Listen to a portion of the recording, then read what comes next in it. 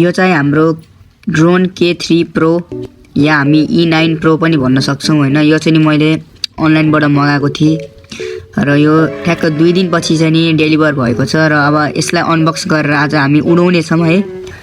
र सुरुमा हामीलाई एउटा कालो खालको एउटा बक्स आउँछ, त्यो बक्समा QR कोड लेखेको छ। अब तपाईहरु अब केही जानकारी लिन चाहनुहुन्छ भने त्यो स्क्यान गर्न सक्नुहुन्छ र यो सुरुमा खोल्नुपर्ने हुन्छ हामीलाई। र यता भित्र E9 Pro ड्रोन यता सानो रिमोटसँग चाहिँ नि दिएको हुँदो रहेछ है। अनि र यसको क्यामेरा चाहिँ नि खासै राम्रो हुँदैन है। अनि यता म्यानुअल दिएको छ, यो अहिले पढ्ने मेरो फुर्सद छैन।